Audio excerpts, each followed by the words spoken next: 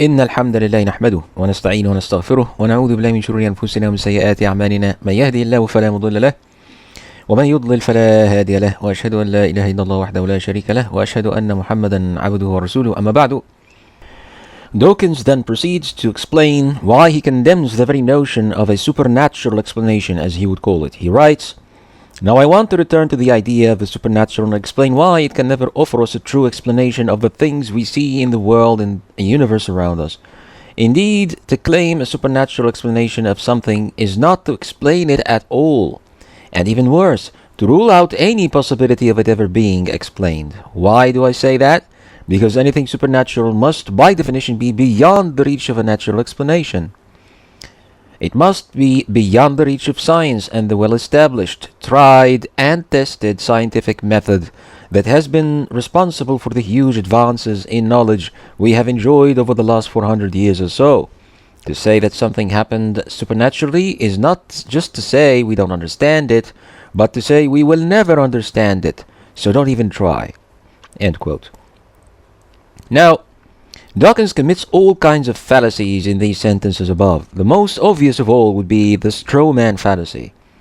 There is not a single religion in the world, brothers and sisters, as many as there are, and as far as I know, that teaches its followers that once you've learned a supernatural explanation for something as such, whatever that thing may be, then you are just saying we don't understand it, and we shouldn't even try to.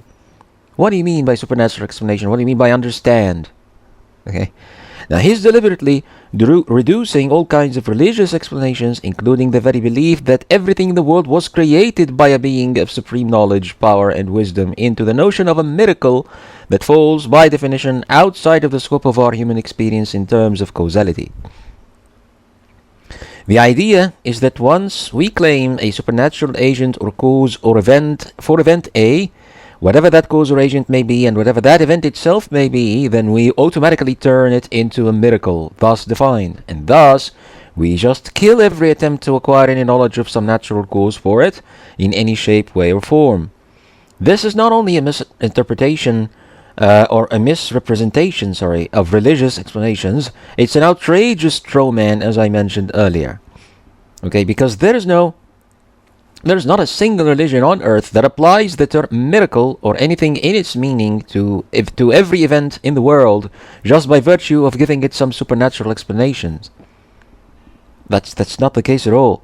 He's simply attacking a religion that does not exist. Okay? All humans from all doctrines of faith or philosophical worldviews identify two types of events or of existing things in reality. Ones that fall within the scope of human experience in terms of causes and effects, as it currently is, that experience, and ones that do not. There are things we have experience with, and things that simply cannot be matched to anything within the scope of our accumulated experience, as it happens to be. Imagine showing a smartphone to a man who has lived his entire life in the deep, far reaches of the Amazons. One who has never seen any form of modern civilization whatsoever. To that man, the phone would fall under the second category of things rather than the first, obviously. Although to the rest of us it falls in the first category. Okay? That man would be accused and perhaps even justified if he explains it as some kind of magic.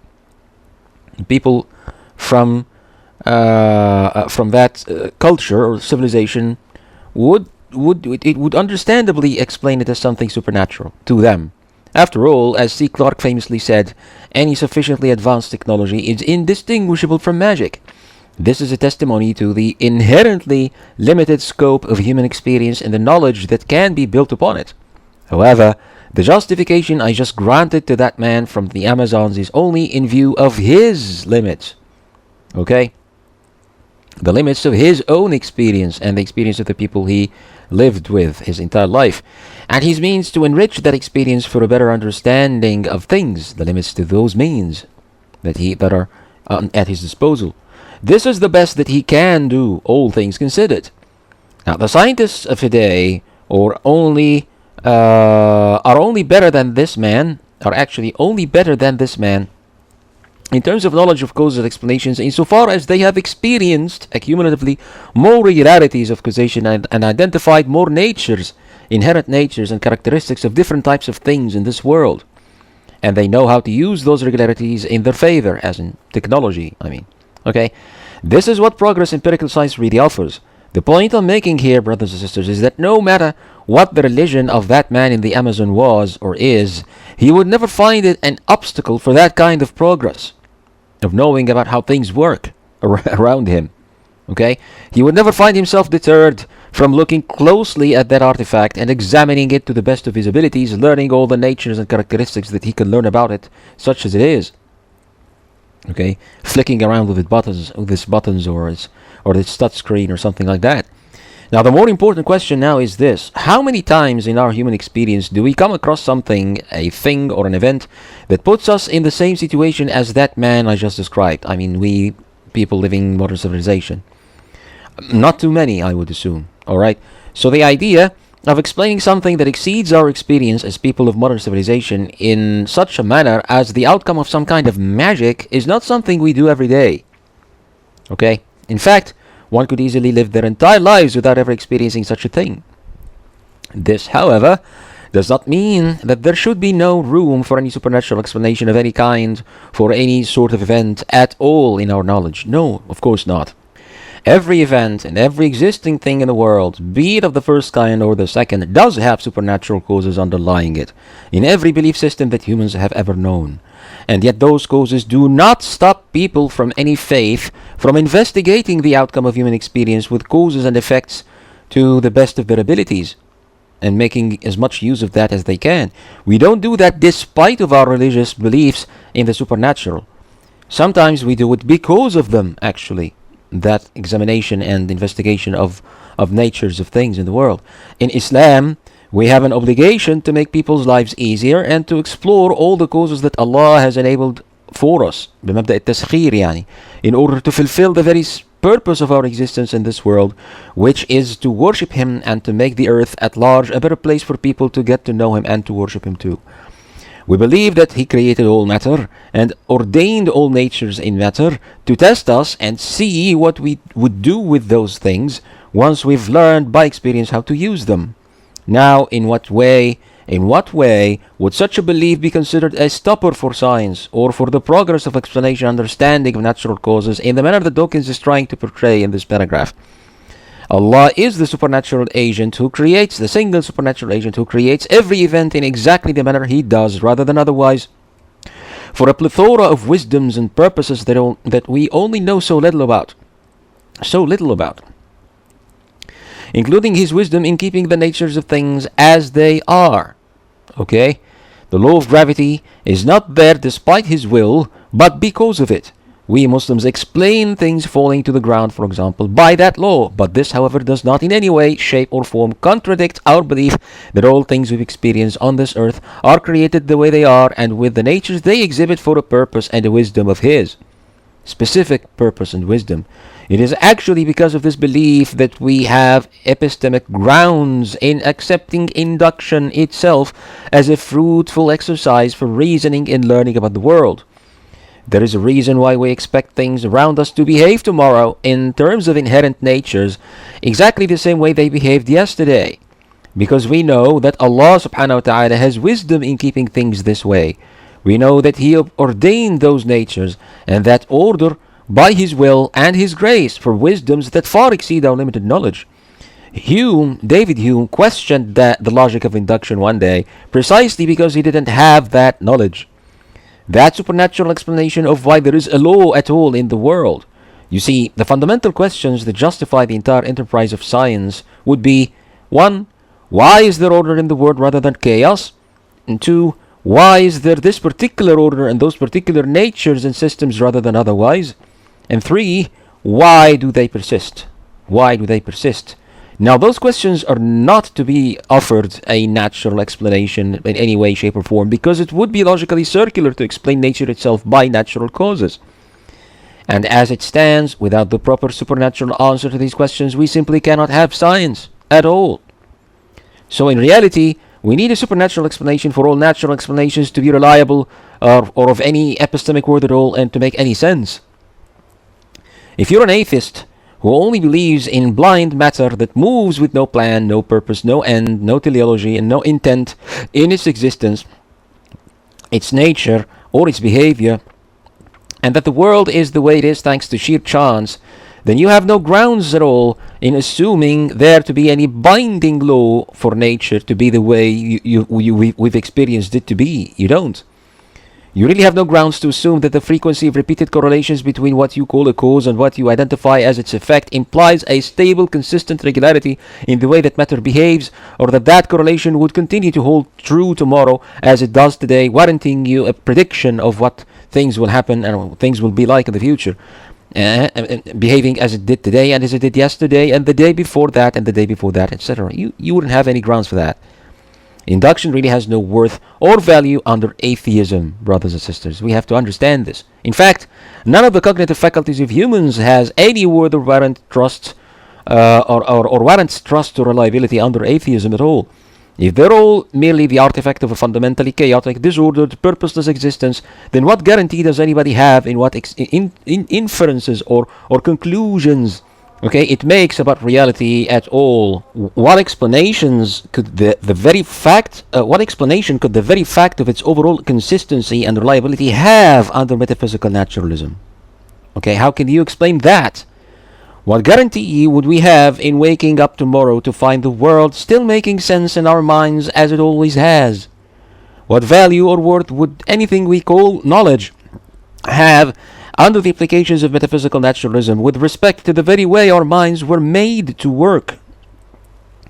How can we rely on deduction, abduction, or analogy, or even on our sensual perception, regardless of how much we agree on what these faculties tell us? Agreement would then be ultimately inconsequential, meaningless, and profoundly accidental, as the case would be with the frequency of repetition of correlations when it comes to induction under naturalism. Now, you have to ground all of that on an innate, self-evidently true belief that everything was indeed created by a wise, knowledgeable, purposeful creator, and is being constantly kept and sustained by that creator, generally kept in order and in accord, for as long as he will and his wisdom entails. For as long as his will and his wisdom entails. And that it is from that single source of ontological authority that all purpose comes, all order, all stability and equilibrium, all causation and all rational justification in the world. Remove that single major supernatural explanation from your belief system, and you have a problem that is actually far more devastating to the very practice of science as we know it, and the very foundation of knowledge itself and reason itself, and to the day-to-day use of our minds, than the problem that David Hume struggled with back in the 18th century. You have a problem of reason itself, not just of induction per se, as it came to be labeled in the literature of philosophy of science after Hume, the problem of induction. It is because I know that the world has a wise, perfectly good creator, sustainer, and it's because not just because I know it, but because I know it without any need for justification of that knowledge.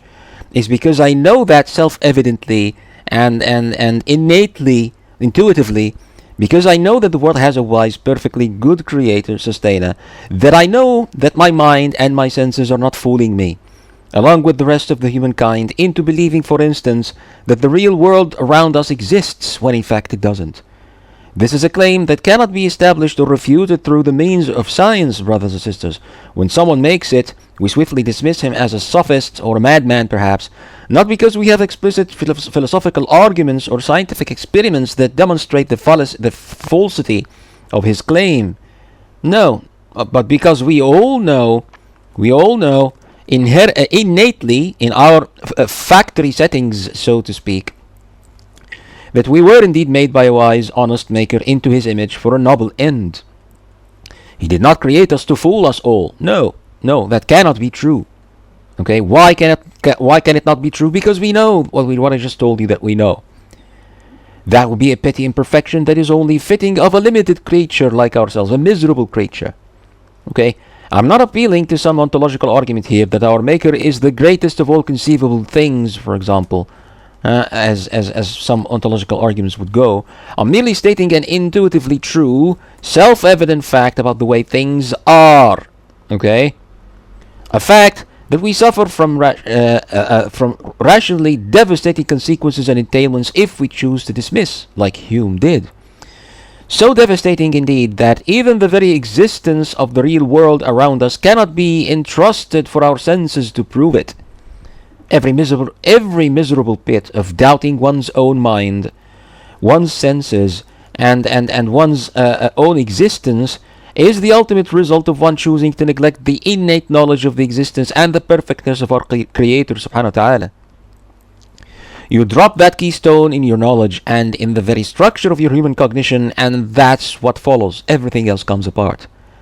Now, you might counter that such a devastating state of omnipresent doubt and mistrust in one's own faculties could in fact befall someone who believes in Allah, as is instanced in someone as huge in Islamic literature as Muhammad al-Ghazali himself, for example. So it is not due to people rejecting the belief in the Creator as I claim it to be. If Muhammad al-Ghazali was a believer, in fact, in the Creator that I believe in. And the answer to this red herring would be to show that al-Ghazali and like-minded scholars in Islam suffered such a lapse in their scholarly career precisely because of the influence that Greek philosophy and metaphysical theories of philosophers and metaphysical theories of philosophers of old had on their minds, not because of their belief in Allah. Al-Ghazali suffered doubt because he was taught to build his belief in the existence of a maker on the grounds of Greek metaphysics.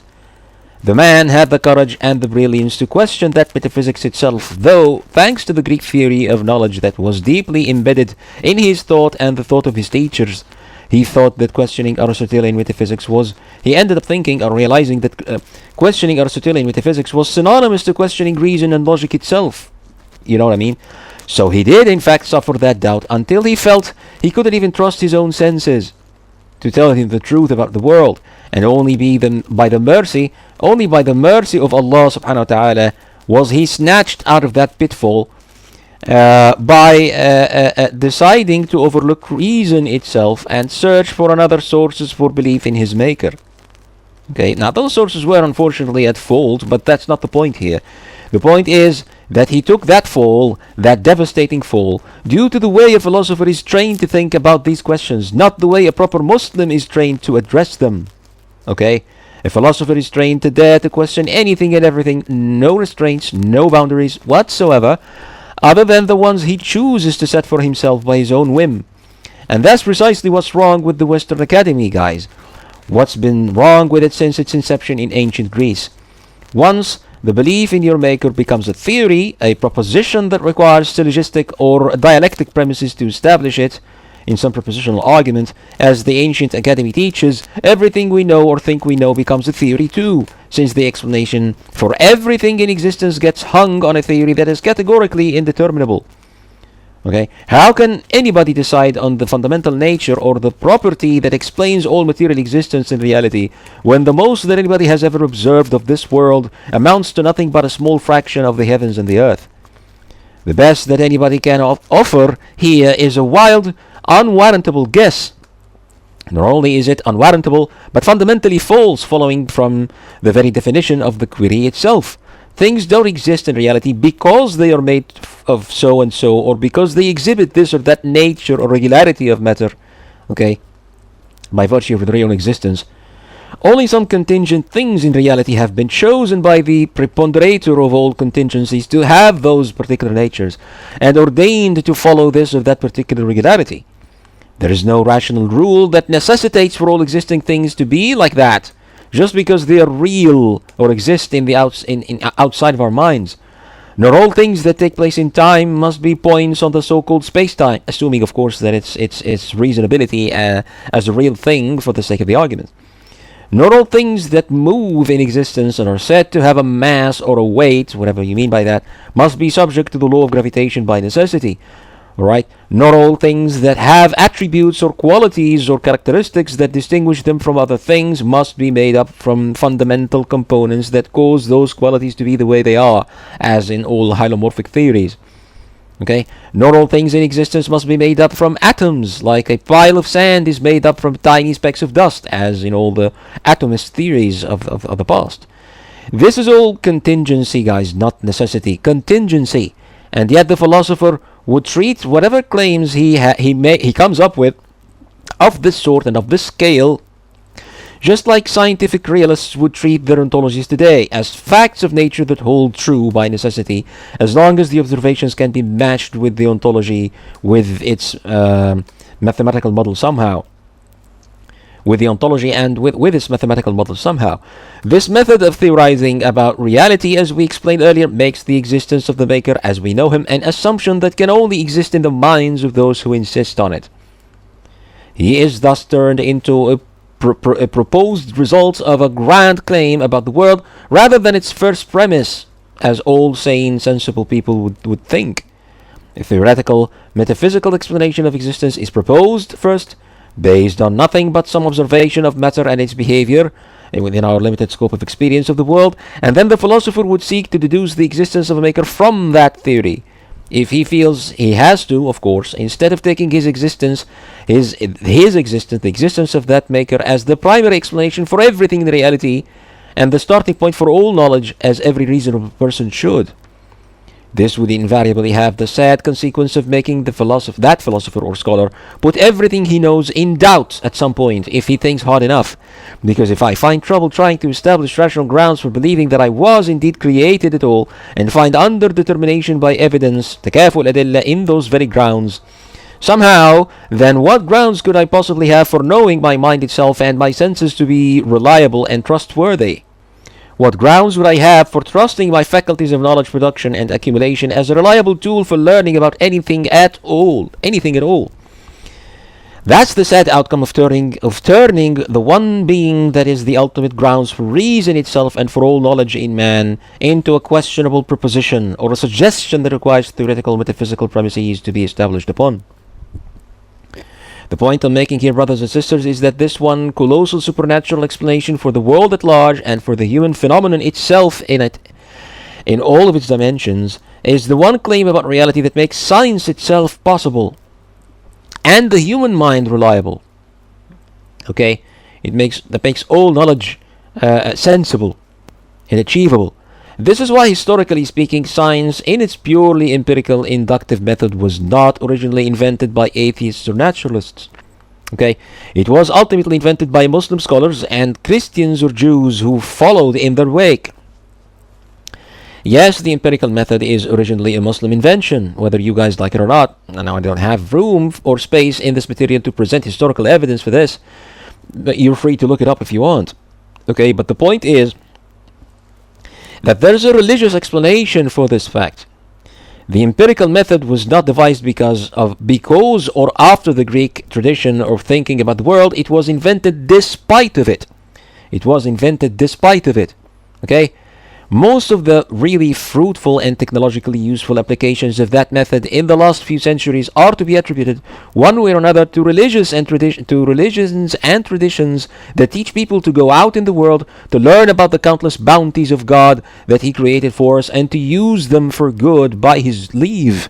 Whereas all the false unwarrantable applications of that same method in producing and arguing for gigantic claims about the world, trusting the philosopher's mind to be sufficient source of revelation of truth in this regard, are to be attributed directly to the Greek tradition of theorizing, or to use a more accurate term, conjecturing about existence at large, as was championed mostly by Aristotle and Plato historically. The Greek tradition is the reason why there really is no distinction in the Western Academy today between purely metaphysical theories in physics and theories that only use unobservable assumptions about reality as a tools or a device for modeling and an instrument for prediction. All such theories are equally valid descriptions of reality. Okay, and all the ontologies they propose about the unobservable and the unseen are to be believed as equally real. That's the mainstream belief. The Greek tradition is why there is a anti-realism debate in the literature today, and why there's so much confusion about it to the point that it's become unfathomable that a philosopher could actually decide which of the two schools of thought is worthy of embracing. Neither of them is, unfortunately, but they couldn't even aspire to know that, given the tradition they've been trained to. Okay? Trained on. Now, a naturalist philosopher who is truly and honestly committed to the entailments of his worldview cannot accept induction as a means for acquiring knowledge about the world. He cannot. Okay? At least not in the sense that produces statistical and probabilistic claims that allow us to have laws and law-like claims in all empirical sciences, both natural and human, based on the frequency of observations.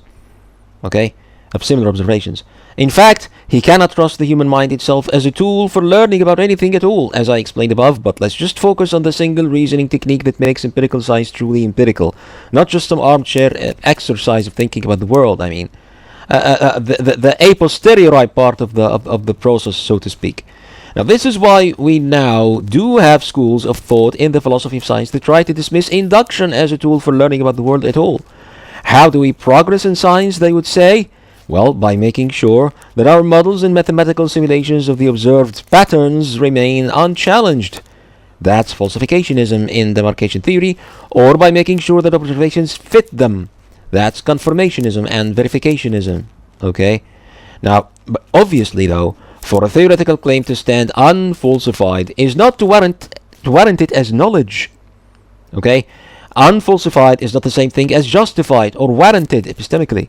All we learn about a theory that stands unfalsified is that it has not yet been proven false, not that it warrants belief and embracing in its totality as knowledge of reality. But what about proving it to be true, to be a valid detailed claim about reality? Without induction, you can't have that. Simply put. And plain and simple. And that's precisely why Popper, as the devout human that he was, resorted to that strategy, because he had to replace induction by something that makes sense in trying to argue that something is science and something else is not. Some claim is scientific and another claim is not. That's the route that he took. The same criticism holds with verificationism, as adopted by the logical positivist tradition at the start of the 20th century. Just because one or two experiments have been shown to match the predictions taken from a theory, doesn't imply the reality or validity of the entire package of ontological claims about the unseen and the unobservable that theory proposes. Okay? We're not justified in believing that space-time, for example, is real just because an experiment has been devised such that its results would be interpreted to match Einstein's predictions of the so-called gravitational waves. We're not justified in rejecting Lorenz's ontology in special relativity in favor of Einstein's just because Einstein managed to align his metaphysics with the results of the Michelson-Morley experiment and with levels upon levels of interpretation and theory laid in observations as such, unlike Lorenz. Just because I can come up with a fitting interpretation of the observation to my theory doesn't leave its unseen ontology warranted as a true description of reality. No verification there. Sorry, guys. Either you have proper induction to support your laws and law-like claims, or you only have a suggested simulation or metaphor that cannot be known to be a true description of reality. And it always remains as such. And unless the unseen or unobservable entities or events you proposed or are exposed to direct theory-free, uninterpreted observation at some point in the future, there's no telling if indeed they are true. And that almost never happens in science. Almost never happens. I'm okay with using such metaphors to better describe the systems and patterns that we observe as instruments for good application of science. I'm okay with that. I'm not, however, okay with holding those metaphors to be true descriptions of what is out there in the unseen realm just because the model fits the observation. I'm sorry. That's no warrant for believing those hypotheses to be real. Okay? In the sense that Dawkins is championing here. So, on naturalism, there really is no knowing anything at all about reality, not even those regularities of correlation and causation that we establish through induction, some level of warrant in expecting them to hold true in the immediate future as they did in the past. Dawkins' belief system entails that whatever he calls scientific explanation be reduced to nothing more than groundless fiction.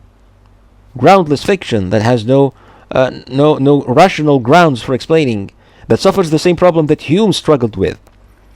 Now, every time he rants about probability and mount improbability is one of his books, he resorts to a notion that is fundamentally at odds with the metaphysical naturalism that he champions in his books. Not only is he using probability theory incorrectly, applying it to events that are by definition out of the scope of human experience and reputation, he is actually not justified in using it at all in the very principle of how the mind works.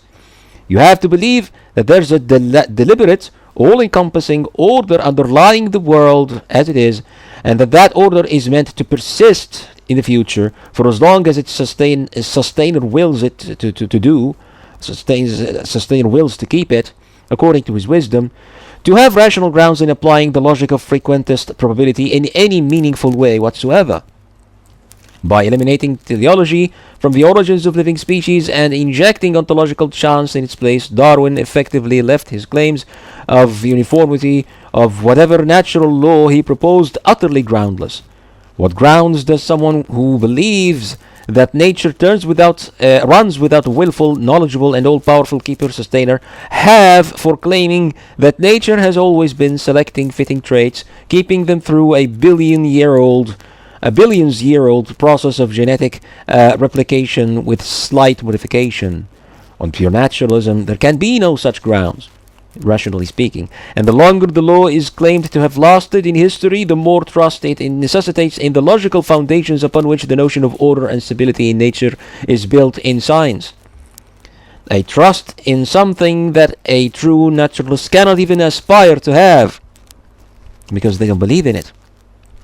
There has to be a willful, all-powerful being that keeps all nature running in precisely this manner that he suggested for billions of years, with no fail, for his theory to have any hope of qualifying as a true description of natural history, right? Otherwise, what reason would there be to believe that all contingencies of matter have always been preponderated in this exact manner, rather than otherwise, for billions and billions of years in the past? Nature does not ordain its own order. Obviously, it does not will anything. It's not what's keeping itself in place. Okay, it is not a real entity outside of the mind that keeps things in a certain way, not even metaphorically. Okay, that's not what nature is, or what we mean by it. Nature is simply the collection of all the ongoing habits that we observe God to have in running and keeping his creation. A law of nature doesn't cause anything. It's simply the habit of Allah in generating effects from causes that he chooses to keep as characteristic properties of certain kinds of classes of things that he created. Okay? That's what makes a law in nature. It's what defines its authority in the foreseeable future. Remove the willful lawgiver, and you have nothing at all. Nothing at all. Natural selection, assuming it to be true, cannot keep itself in place for 2 seconds straight, let alone for eons of natural history, eons that span billions of years. It's supposed to be what's kept in place as a contingent property of nature, not whatever is doing the keeping. Okay? Now, the simple notion of contingency implies this, the very simple meaning of the term contingent. Unless, of course, Darwin argues that natural selection is necessarily true in any possible world, then that has to be the case. Okay, and if he does attempt to make that argument, he would be defeated before he even begins to make it. There is no making such an argument for such a case. Okay? Natural selection is not a necessarily true meaning of living things. Now, this is why philosophers of old hated induction, brothers and sisters, because it forced them to limit the scope of their claims about reality, their extravagant claims about all of reality and all of existence, to within the limited reach of accumulated human experience alone. Okay, no metaphysical claim about all existing things can be warranted by induction, the way it really works in human reason and in proper empirical science. No, they have to come up with a false definition for induction in order to show themselves as though they are actually applying induction in the reasoning, but they're not. The philosophers of old, I mean. Okay, it is why ancient theories about existence were written in deductive syllogistic forms. The theory was required to be taken not as a wild guess or conjecture about the natures of all existing things in reality, which is what it really was, but rather as a deductive, necessarily true claim about all things real that follows from premises that necessitate it, or imply it necessarily, by virtue of their very existence outside of the mind, by virtue of the very existence of those things outside of the mind, of anything outside of the mind. They cannot be said to really exist unless they have the properties or the constitution that the theory proposes. Philosophers and theorists that kept that tradition in centuries after may have started to stray away from the strict syllogistic deductive formula that Aristotle and his followers used, but they failed to realize that there really is no rational deductive warrant in making metaphysical claims about all of reality and all of existence the way that Aristotle taught. They continue to give their theories the same metaphysical necessity that the Greeks claimed for their own theories, in keeping with the Platonic tradition of what the philosopher's mind really does when it proposes such theories, revealing or discovering what's out there in the world of forms. The warrant thus doesn't come from induction, but from the mere fact that the theory looks too good to be false. You see? And to this day, every philosopher who resorts to consilience, predictive power, falsifiability, parsimony, mathematical beauty, and the likes, in deciding which theory is more worth of holding as a true description of reality, suffers from the Platonic heritage of what a theory is and how it comes to be built in a philosopher's mind. It is necessary to have a theory that covers all of reality in its explanatory scope, or for it to warrant the status that Plato granted for a philosopher's work. The ideal theory is that theory, okay, the theory of everything. Not one that is really warranted by observation, but one that can be shown to offer a proper metaphysical foundation for all knowledge about the subject matter. Why? Because metaphysical theory is not just the outcome of arbitrary choice of analogy and guesswork, God forbid, no, but because it is some kind of sacred revelation from the Platonic realm of forms, or the world of mathematics, or something like that. If our hero, the philosopher, has managed to see this in his mind as clearly as he did, then there must be some mystical reason for that, a reason why it is so beautiful mathematically, and so self-consistent, so powerful, and even so fitting with observation, by interpretation of course. So unless Darwin can show that his definition of a species and his claim about how every new species came to be, how every novel organ or biological function or system came to emerge, is actually some kind of revelation that he had, he can never resort to observation or proper induction to truly warrant it. Okay, unless he shows it to be a true revelation, he can't warrant it at all. And without a willful, eternal source of natural law, a keeper of all natures in matter, he cannot even begin to hypothesize a natural explanation for anything whatsoever. So the point here, brothers and sisters, is that I wouldn't be exaggerating or overstating if I claimed that all the problems that philosophers of science have to battle with when it comes to thinking about what proper science is and what it means to propose unobservable entities in a theory, and what the proper protocol should be like in dealing epistemically with the unseen reality, all such problems are due in no uncertain terms to the Greek tradition of sophistry and to the methodological atheism of the academy. Yes, methodological atheism. By methodological atheism, I mean it's not the same thing as being an atheist. It's rather the practice of thinking about the world and theorizing about reality as though you were an atheist. As though you were an atheist. Okay? There are countless people who do that without actually being atheists at all, and they don't even know that it implies atheism. Okay?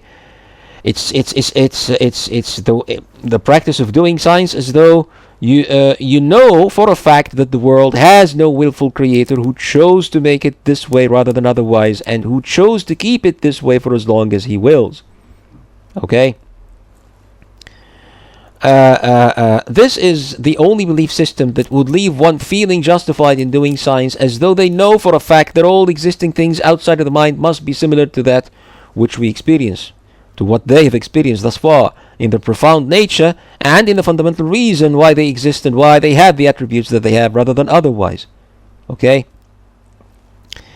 It spawns methodological naturalism, of course, since if you believe that there is no will or teleology underlying the way the world works, or if you behave in your contemplations about the world as though you do believe that, then you would have no reason at all to believe that anything apart from matter with the natures you experience in the world in that matter exists anywhere or at any time or can exist at all. So you would proceed with proposing explanations and hypotheses as though only matter and its natures really exist in reality. Now, I started this discussion in response to Dawkins' claim that the very idea of a supernatural explanation is fundamentally a science stopper. Okay? It leaves people with no will to even try to propose scientific explanations for anything at all. If God willed it to be this way rather than otherwise, then that's it. That's it. That's the explanation for you. Okay, that's why it is the way it is, and that's the end of the story, the end of the inquiry. Now, I've shown, of course, that this is far from being true or accurate, and that it is indeed a straw man fallacy, since it is actually thanks to the common features of the worldviews of the three major religions, Islam, Christianity, and Judaism, that empirical science came to be at all, despite the Greek ideal and tradition on what a theory about existing things is and where it comes from. Okay? I made the statement that all humans, from all doctrines of faith or philosophical worldviews, identify two types of events or of existing things in reality. Ones that fall within the scope of human experience in terms of causes and effects, and ones that do not. Now, I've shown thus far that there is one particular supernatural explanation without which the entire enterprise of science would collapse, would be left groundless. This is not, however, the only form of supernatural explanation that we Muslims can provide for things that happen in the world. I also gave an example of what would qualify as a miracle, despite not having any causes that defy the laws of nature as they really are. Since by miracle we generally mean an event that challenges our knowledge of how things work or are expected to work, not necessarily one that breaks or halts the natures of matter as they really are in the world. So we must agree that there is necessarily a difference between nature as it is and the order of the world as it really is, and nature as we think it to be at any given moment in time. Okay? This is why, to the man in the Amazonian jungles, the smartphone challenges nature as he knows it or as he knew it, when indeed we know that it doesn't challenge nature as we know it, or happen despite the way that matter has been ordained to behave as we know. Okay? So if indeed at any given time in history our knowledge of the true natures of things is necessarily limited by the reach of our actual observations and our experience with it, and we're only ever getting to know more with time, as we like to think that science progresses in that direction, which indeed it does, then what right does any natural philosopher have in claiming that they have indeed figured it all out once and for all, and that a scientific explanation leaves no room for the supernatural whatsoever? The laws of electrodynamics and quantum mechanics that run our smartphones are basically supernatural explanations to the Amazonian fellow. So how do we define natural and supernatural anyway, and how do we define an explanation? How do we define these terms? Well, shouldn't that be the starting point for a statement like that, as Dawkins makes it? Dawkins exhibits sheer unequivocal confidence when he says so easily, "Now I want to return to the idea of the supernatural and explain why it can never offer us a true explanation of the things we see in the world and universe around us." Indeed, he goes on to say, to claim a supernatural explanation of something is not to explain it at all, and even worse, to rule out any possibility of its ever being explained. To rule out any possibility of its ever being explained. Okay, now I wonder where that confidence really comes from, if not from some false doctrine of religious belief about what he calls an explanation and whatever he calls supernatural. To claim a supernatural explanation of something is not, brothers and sisters, to explain it at all, but to rule out any possibility of its ever being explained. That's how strong his statement here is. That statement can only be grounded on the belief that only natures of matter that we currently know of qualify as plausible explanation for anything that ever happens in reality, in the world. Okay? Anything that ever happens at all. If by supernatural we mean something that doesn't follow the laws of nature as we currently know them, then according to that definition of natural law and of the supernatural, the only an explanation that fits that Amazonian's knowledge of the way things behave in the world is to be accepted as a true explanation for him. By him. he would be justified in dismissing an explanation you offer him as supernatural, and thus, according to your own law, not an explanation at all, according to your own definition. That's not the way his theories about nature explain the way the world works. Okay? He doesn't know that. That's not what he knows about nature.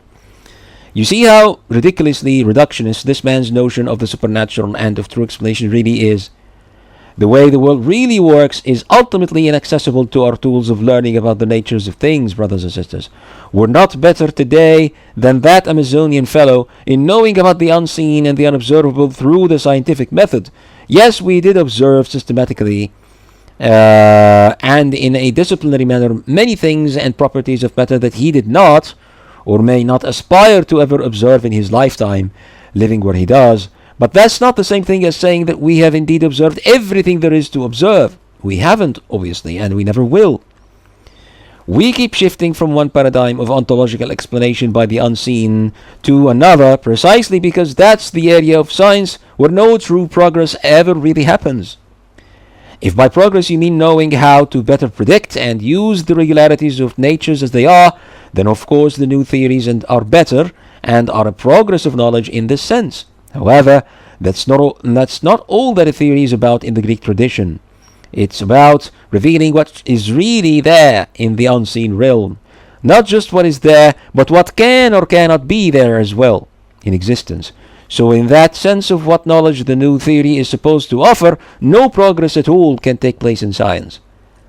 Shifting from a metaphor that only fits limited observations to one that seems to fit more observations and experimental results by interpretation can only qualify as progress in terms of the instrumental value in scientific theories and models, the applied knowledge, not in its epistemic warrant as a true description of the unobservable. The new model is more useful, obviously, because it covers a wider scope or wider range of our current experience. That in itself does not warrant it as true or real in terms of its unobservable ontology. No, it doesn't. I'm sorry, but it doesn't. Mathematical modeling may offer us a vastly more usable and beneficial simulation for a wide range of patterns that we observe today, more so than ever before, but that does not mean that we now know better about all that reality or that is really out there in the unseen realm. No, we just don't. And someone like Dawkins would do well to admit this. Okay? A better metaphor, in this sense, is one that is more usable, more testable, more productive of useful predictions, not one that is more warrantable as a real description of the world. Okay? This is instrumentalism, guys, not realism. So where does that take us?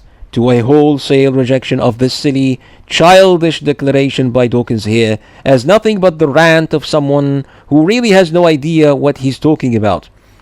It is really staggering the extent of ignorance and presumptuousness that this man exhibits in his book, even in his books in general, even with the philosophy of the very tradition he is trying to preach, the philosophy of science. The philosophy of science. Okay? He's worse than a layperson in that philosophy. Shouldn't you at least respect the reader's intellect, Dawkins, enough to bother providing a definition for those terms you loosely use in this book? I mean, what is an explanation? What does it mean to explain anything? To explain something is to learn what exactly about it. What is it? To learn only the immediate cause that comes from the natures of things in the world as they are, or as we currently think they are? Do you claim that we humans only need that kind of explanation for things that happen in the world, regardless of what those things may be? Do you dare claim that this kind of explanation would suffice in explaining why science itself works at all? What is that? Did you write this book for children, Dawkins? Even if you did, that's an intellectual crime against them, because even by the standards of your own naturalistic academy.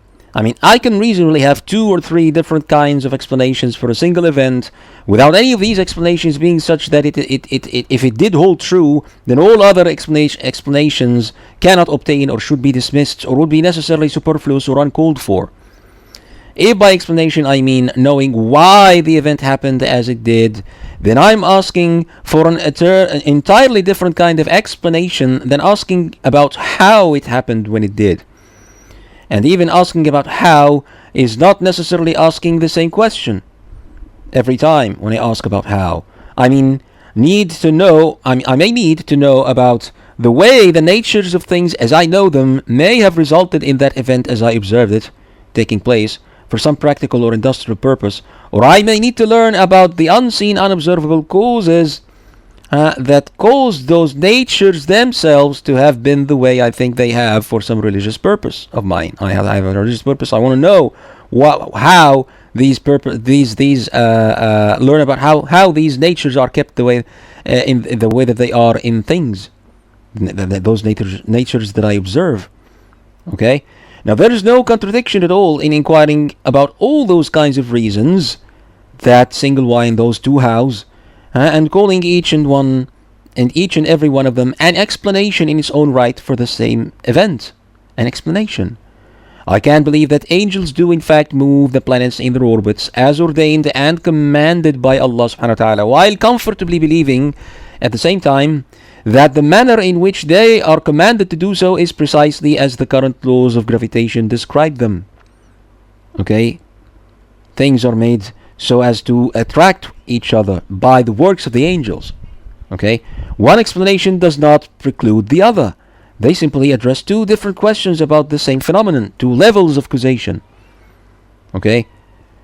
Now, learning why the cake was baked and obviously learning why the cake was baked and who baked it does not keep me from learning how it was baked for all intents and purposes. Okay? Now this is a textbook example in this issue, by the way, brothers and sisters. A textbook example, the example of the cake here. The notion of explanation. I mean, this distinction between different kinds of explanation is so far more material for students of philosophy of science in the very academy he is supposed to be championing here. So what is this really, and what is he trying to do? Who is he trying to fool?